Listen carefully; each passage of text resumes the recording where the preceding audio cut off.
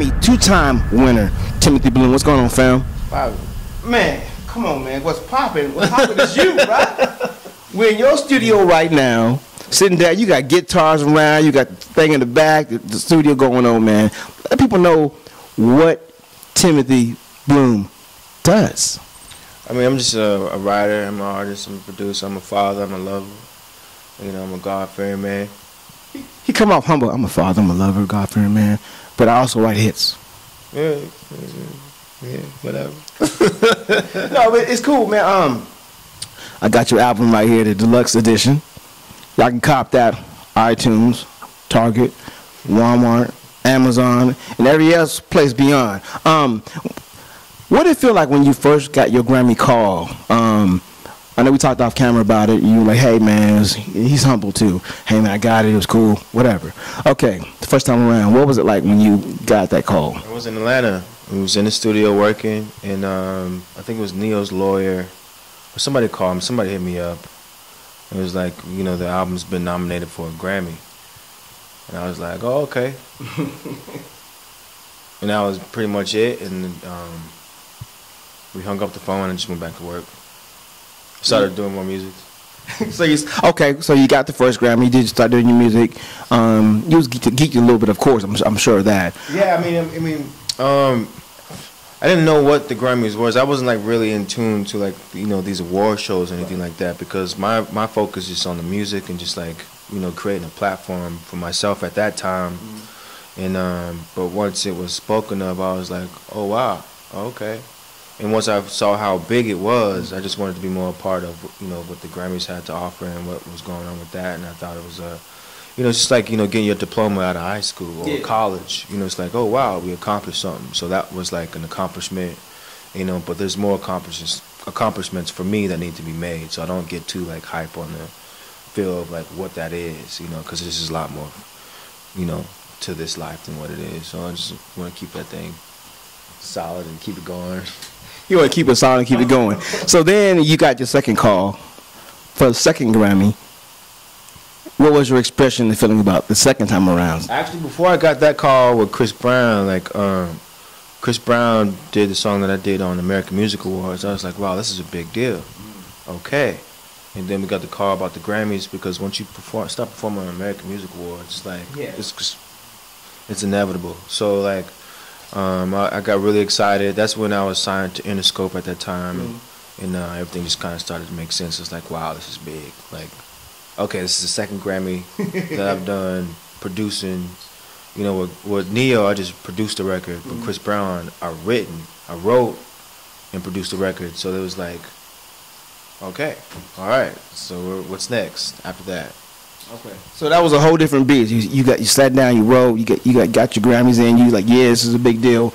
And now here we are today. You've written for Chris Brown. You did stuff with Neo. Who else have you worked with besides those two artists I just named? I work with a lot of people. You know, just a lot of my friends are really cool cats. I did, before I worked with Neo or Chris Brown, I worked with Smokey, which is like my big deal. And that was like,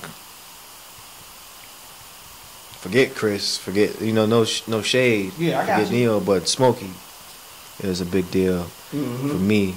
Growing up as a little kid, being able to not listen to secular music, but being able to go into the pipeline of Motown and discovering Smokey and like falling in love with Smokey at that time when I was a little kid. But K Michelle, we did a record together on her last album. And there's just a lot of more projects that I'm working on right now. So when it comes to sitting down writing, how do you fine tune what you want to send out to an artist? I mean, you write songs for some artists, you make beats for some other artists. How do you, in your mind, sit down and say, I'm writing this for K Michelle, I'm writing this for Chris Brown? What goes through your process with that? I don't even sit down to write for them. I like to write for myself. Gotcha. I'll go through it. Like Neo, I produced the track. Bam. I was about to throw that track away because I thought it sucked. Okay. But somebody was like, no. Let me get that track. And that was a friend of mine who was on tour with Neo. She's a dancer. Her name is Chanel, SNL. And Neo heard the track on the tour bus. Was like, "Can I have that?" What? You know, that was a serendipitous moment. Okay. Right place at the right time. I wasn't even there. My music was there. Gotcha. So with Neo, not Neo, but Chris Brown, I was with Polo at the time, and there was a record that I did on an album that I was working on, and Chris Brown wanted the record, and I was like, no, you can't really have that record because it's going on the album. I'll make you something, right? And that's when All Back came. You know, it was just like, and I was on sit on the toilet. I wasn't writing, you know, for Chris. I was writing in my situation because that's when me and my old lady, we broke up, and I just wanted it all back. Gotcha. It just made sense at that time. So with K Michelle, when we got in the studio together, you know, we got together and then we just sat down at the piano and we just did something. And it wasn't thinking about it. It was just the thought. It wasn't even thought. It was just do. Wow. You know, and it was just get it done. And that's pretty much my approach to all the music. And I just like to get it done. Just make sure that if my soul if I feel it's coming from God, then I just know it's gonna be real. Man, that's what's up. Now, this project right here I got in my hand. You see this? It's everywhere, y'all. Check it out. When it comes to how long does it take you to compose and write, 10 songs? This actual record started in 2008. Wow. That's when I wanted to put the album out. We did an EP when I was signed to Interscope. We did an EP called The Budding Rose, and we just took like 4 records that I was working on at that time and did a live set. Wow. But this actual album's full body of work, 2008. You know what I did, and before I put it out, I just wanted to just consolidate everything and put everything in the form, and that's what you have right now. Since the industry has changed so much and everything is headed towards single deals, how's that changed for you as being a composer for music for yourself and other artists? I don't think it's really much changed at all. You know, I think you want to be ahead of the game at the end of the day. The music industry is always going to change, and sometimes you know, I hate to say it, but the music industry might not be around for too long. You better start singing cans. You know what I mean? You know, the way it's going, you know, because everybody's losing money, everybody's doing, you know, there's no risk in the music industry anymore. And but for me, you know, I just want to be ahead. I want to be strategic, and just still continue to make love of the music, you know, that it should be made, like, you know, from the greats like Smokey's, you know, from the old Motown days where music was just not, you know, there wasn't a thought. Let's just put out, you know, a hit single. All the records are already hit singles. Yeah. You know what I'm saying? There was no thought into that. Oh, we need a hit single. How do you know it's gonna be a hit single if you don't put it out? You spending all this money on radio anyway. You gonna brainwash the people anyway. So just let that be. So that's pretty much what that is. All right. If you could tell any artist that's coming up right now about the music business, what would you tell them about, you know, production and copyright material and how to put it out, and how would you groom an artist right now if you were working with an artist and they were new in the game? What would you tell them? You know, in any format, like I feel like as far as production and you know, number one, you need to learn. Foremost, learn the business. You know, if you're gonna be in the business, be in the business. If you just want to make music, just make music. At the end of the day, like, there's no formula to that.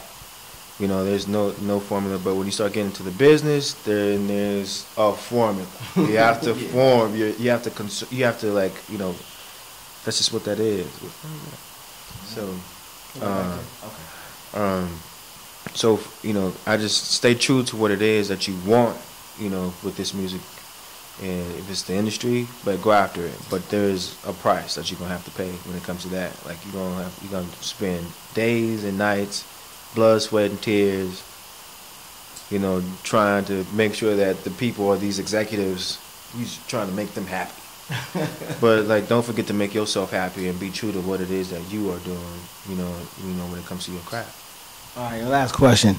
You work with all these greats, performances with them and everything like that.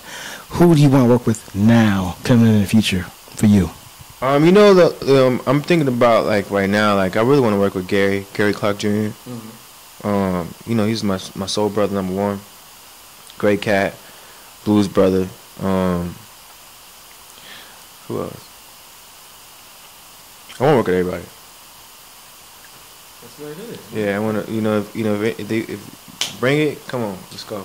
Man, here it is. At the end of the day, the album. Grab it. iTunes, Amazon, Walmart, Target, Santa Claus. Grab it. Man, so much for your time. Thank you so much for your time, bro.